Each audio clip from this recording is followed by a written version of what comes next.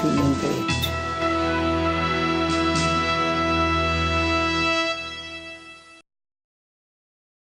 Hello, welcome back to Light of Knowledge. Welcome back to Godlywood Studio. Dear friends, if you remember, we are talking about the information intake.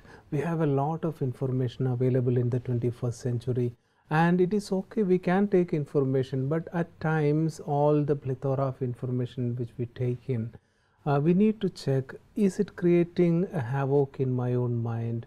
Is it causing restlessness or tension? Then information can be a problem. But still there is a way of taking in information. There can be good positive information which can soothe our mind. And come, let us discuss more of these types of information which can actually help us in our journey forward with Shreya Ben as usual. Welcome, sister, to the studio. Om Shanti. And I was thinking about that television thing you said. I should admit that I was kind of shocked in a sense, because there are a lot of movies which I would like to watch, and there are a lot of TV programs, news, all these things I thought was good to watch, and we need information. But all these things you talked about information intake and the problem which it create. So naturally our audience want to know what are those information, those category of information which we can take in without creating a problem in our own mind. Yeah, like you said, that these are some of the conscious choices that we have to make, and there's always, when it's an addiction, it always pulls us towards it. But when there is that real aim to have that kind of state of mind, it is easy to let go of the addiction. You know, it's like with sometimes if you meet athletes, or if you meet people who are working for Olympics, or anybody who is a fitness freak, now when they go out, and there is so much that they can eat, the junk food, you know, but sometimes they'll be with people, somebody is eating burger, somebody is eating pizza, somebody is eating something, and they choose to eat something which is very healthy. And there might be a time when the others would look at them and said that, you know, probably what they are eating is not tasty at all. But the person who's choosing to eat it, not forced to eat it, but choosing to eat it, knows the benefits of them. We have two classes right now in the society. One is this healthy food which are not that tasty, not soothing to the tongue, not appealing to the tongue, and there are those foods which are prepared with an intention, with an aim of pleasing the tongue. So does it mean that whatever is tasty is not healthy, and if it is healthy, it need not be tasty? Is that? See, it's not that healthy food is not tasty. It is not that. It is maybe that your sensory organs are deriving you a bit more pleasure with something which has a little bit more calories, or you know, something. But again, we have to decide how much we need to consume it so that it does not affect my health. After all, the purpose of eating food is to take care of the body. Why are we eating? The whole idea of being obese and addiction to food, food is good. We need to eat 3 times, 4 times, whatever. But why are we taking food? Food is for running the body. It's like petrol for the car. That is the basic purpose. And the healthier it is, the better it is for us. It doesn't mean that we don't eat all those other things. But we all know, you know, even if you go to a doctor, they will tell you this much, you know, this much is okay, once a week it's okay, twice a week it is okay. If you go overboard with anything which is unhealthy, it is going to have an effect on your body. You choose to eat that. Is this also a stimulant which we have a dependency on? Yes, yes. A lot of people use this stimulant also because again it can give you temporary pleasure. Sometimes those things are used to awaken those senses and you do feel the pleasure, but again it is unhealthy. And that is why a lot of people will tell you, you know, you should be very clear about how much you have to eat, the amount, the quantity. You can eat everything, there is no problem. But if you are pulled to it, you can't do without it, it's more like a dependency. If you don't get it, I want it right now, I can't live without it, oh this was so nice. Again, it's a stimulant. But anybody who has the aim, you know, I have to participate in this particular game, I have to participate in Olympics, this has to be my diet. If I am going to eat all this, my body will not be so healthy, I will not be able to build up my muscles and will not be able to perform well. So when the goal is very clear, the athlete doesn't feel that he is being forced to eat that. He chooses to do it very willingly because he knows that this discipline, this act of his is taking him closer to his goal. Okay, I think we need to be a bit more self-disciplined so that to look at the benefits and keep aside all those things which can give the momentary pleasure but damage the body in the long run. Yeah, because in the end everybody is saying we want peace, we want happiness, we want to feel the joy, the purpose is that. And in the process we have lot of beliefs, lot of habits, lot of discipline where that index is coming down. Everything is already there, but because we have some of the disciplines by which it is coming down. So like we said earlier also, that our beliefs is making our destiny. If we are not clear, that's where the knowledge is playing a very important role. When we understand these things, we can decide for ourselves. These are not rules. Spirituality, there are no rules. You're doing everything with love. I remember this one time, the sister was sharing a story with me, and she said that she's a surrendered sister who lives in a center, and she had gone home and her father was opening a bottle of champagne, and he said, you're not allowed to drink this. And she said, it's not about that I'm not allowed to drink this. It's just that I know the effects it has on my mind, and my purpose is to keep my mind stable. So I am putting in so much effort. I'm getting up at 4 o'clock. I'm putting in so much effort to take in the right kind of knowledge so that I can work on that stability. And then if I indulge into something which may be momentarily pleasure or bliss or a high, but I know in the long run it is going to damage me. So I am choosing not to do it.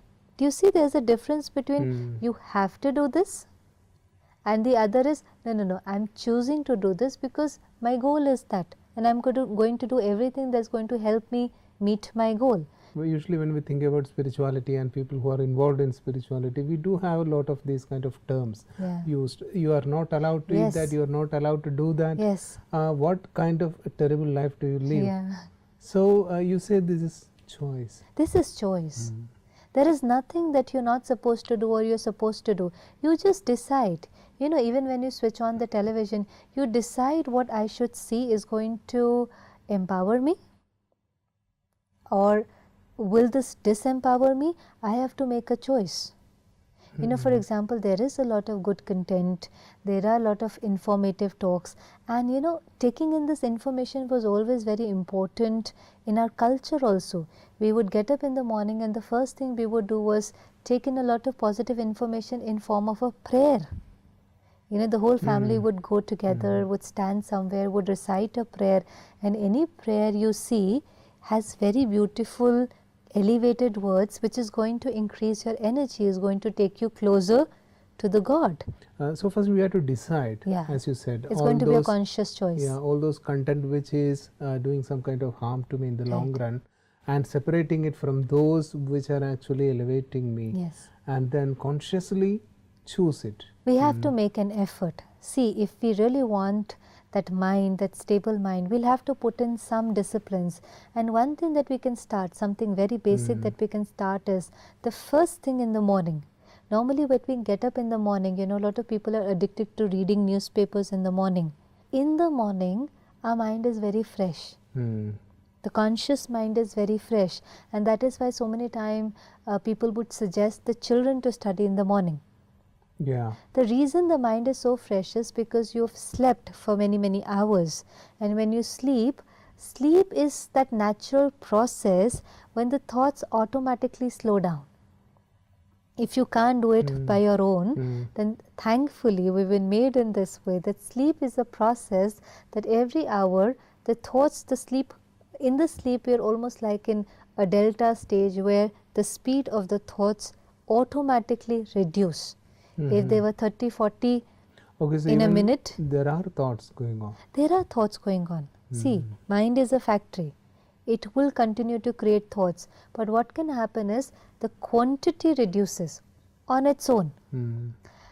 Actually, it would reduce to a lot, but because sometimes even when we sleep, we're thinking so much, there's so much overthinking that it may not reduce to a very peaceful way. Yeah, it may not come down to 4 or 5. It depends. It differs from person to person, but definitely automatically the speed will slow down. So when we get up in the morning, our body is rested, our mind is rested, and if in that time the first thing that we do is take in something positive, information, rather than going and reading the newspaper, the first thing, which is 80% negative information, that is one time when I can consciously choose to read something positive. Could be a good poetry, literature, anything which is going to give me some positive dose. Okay, I know, sister, many people who read spiritual literature in the morning, religious books in the morning. What do you do in Brahmakumaris? Yes, in Brahma Kumaris, it's wonderful that I think I probably know of this as only organization where people come in every day. God sometimes calls this as a school, as a university, not just an organization or an ashram, but it's a school where we learn.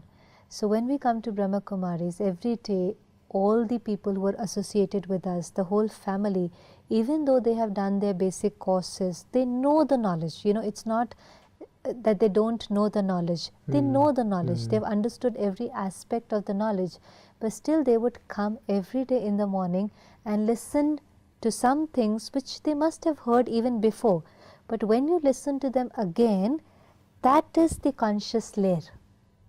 And whatever is the top layer is something that you're going to think about during the day. I'll tell you how it is. Like when you watch a movie. So if I watch a movie today, then I will remember it very well today.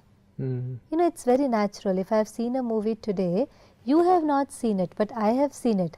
But then when we meet and we have to talk about something, it will be very natural that I will start talking about the film, because I just watched a film, and whether it was nice or not nice, and if it was very nice, I will share it with you to go and watch it. And you might ask me the story and I would share the story with you.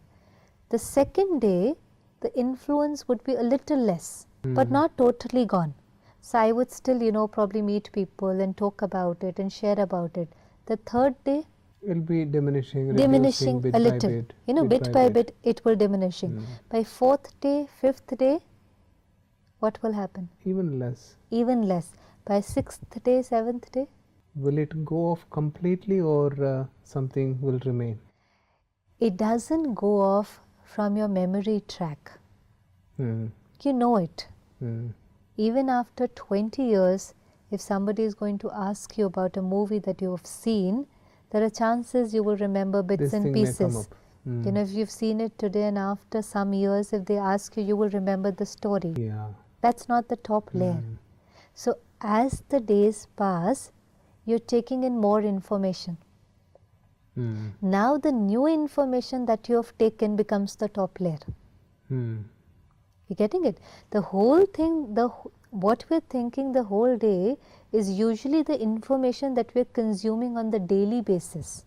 So that's why a lot of people know a lot, but they are not able to use it at the right time. Because it has gone down. It's gone very deep. It's not that we forget.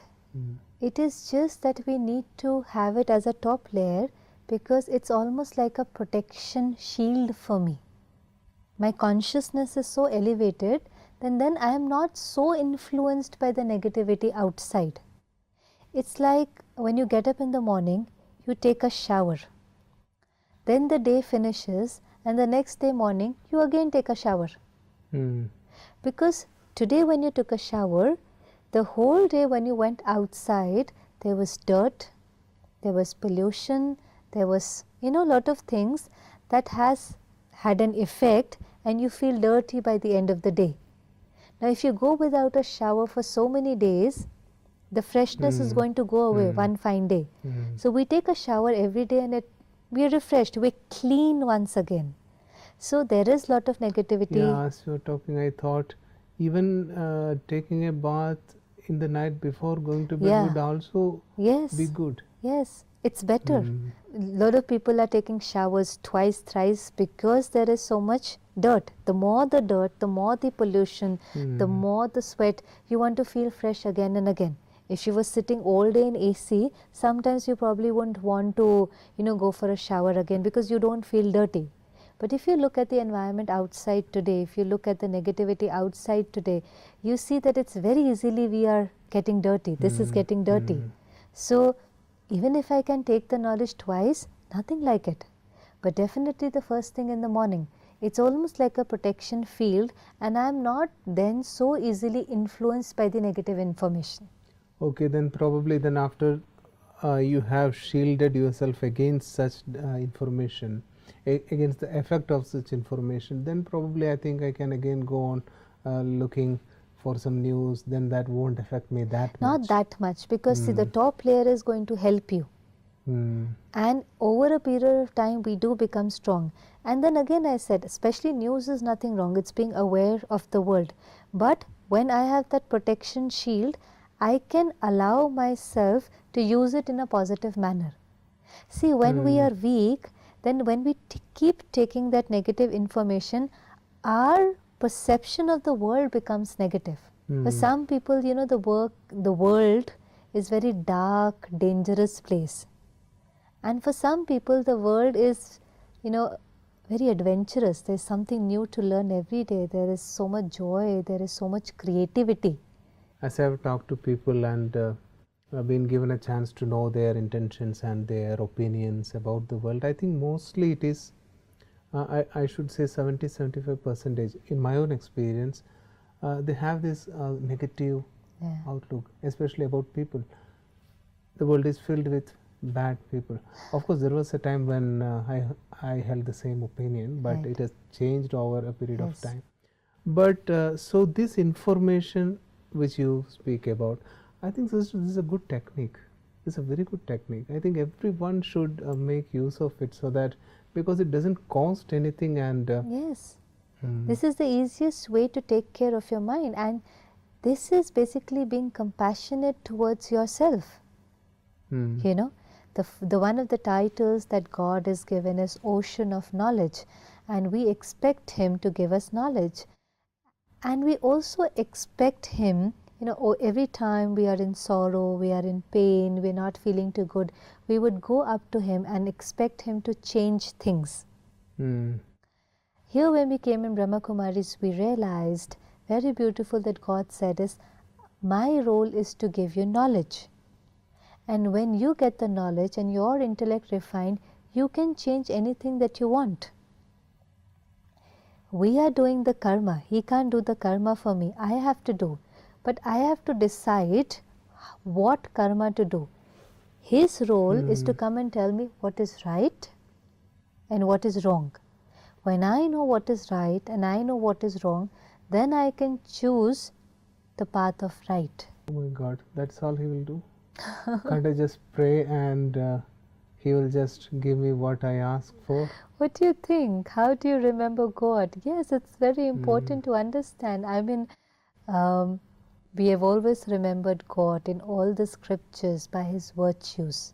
You open Bible or Quran, Gita, any other scriptures, God is always referred as ocean of knowledge, ocean of love, ocean of peace, ocean of bliss.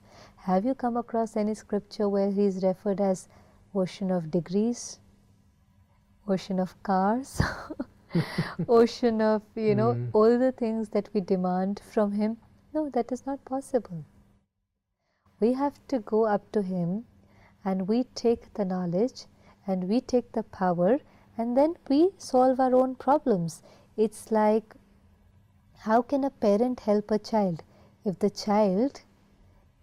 child is studying and child is not able to do something, for example, could be so simple as writing A to Z, could be that simple. Now for a parent To do that, how much time will it take? Less than a minute. Less than a minute. But will a parent do it for the child? No. Why? But there are a few parents who do it for the child. Yes, but those parents, when they do it for the child, in the process they make their child weak. See, that's the absolute right word, weak. So the parents who are not going to do that, it's not that they don't love their children. They're not doing that because they know that if they make the child do it on their own, in the process they're making the child very strong, very powerful. So what is their role then when they can't do it for the child? What is the role of a parent then? He's not going to leave the child, but he sits with the child, he holds his hand, and then he teaches him to write. So the parent is giving the love, the parent is guiding, the parent is there to protect you, but the parent is going to make you do it on your own. That's the role of God. He is a parent. He's there to help me. He's giving me the knowledge. He's giving me the power. He's giving me everything. But I have to do it. I can't expect Him to do it for me. I think we should learn parenting from God Himself, as you say. Yes, God is the best parent.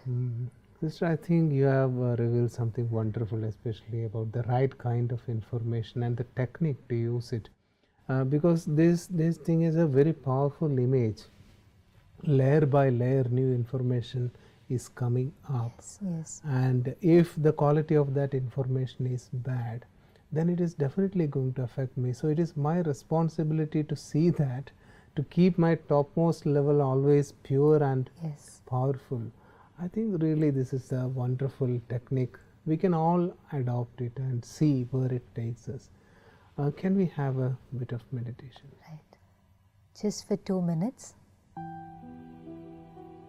Detach yourself from everything. And in this moment, I create one thought, that I am a peaceful being. I am a happy being. I'm already complete. And I don't need outside stimulants to give me temporary pleasures. Rather, my purpose is to give. When I take, I become dependent. I become a slave. Instead of experiencing freedom,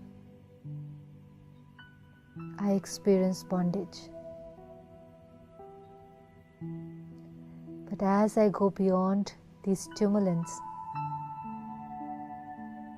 and I experience the real me, the true me, the more I experience my original qualities, I feel free. I feel liberated.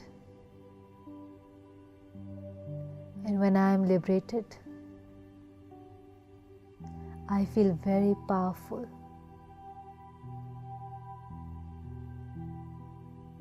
With this awareness, I'm going to spend my day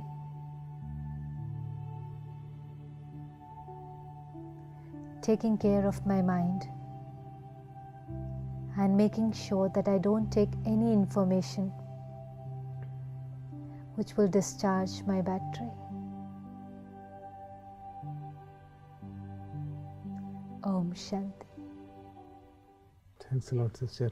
I just had a thought that if it is so soothing for just 2 minutes, then we should have a whole episode on meditation. Thanks a lot for coming and giving such a beautiful experience. Thank you very much. Om Shanti. So that's all, friends, for today, and let us keep in mind that very important lesson which we learned today. You can take in any information if you are just careful about that first layer, that foremost layers of the mind, which will come to play in every situation. Let us keep that filled with positive information, positive wisdom, just by taking information, positive information in the early morning itself, and of course, if possible, just before going to bed. A simple technique, but a very profound effect it is going to have in our life. Let us try it anyway, and then when you come for the next episode of Light of Knowledge, then let us see what effect it has on your body and mind. So please do share your experiences after every episode, and it will greatly help us in improving the quality of the program. And of course, when we know that you are closely following, then definitely we can give in more thought and effort into every program that we are producing. Thanks a lot for your consistency. Thanks a lot for your support and time that you give. If there is anything in your mind, please contact us in our number or just send an email. Thank you.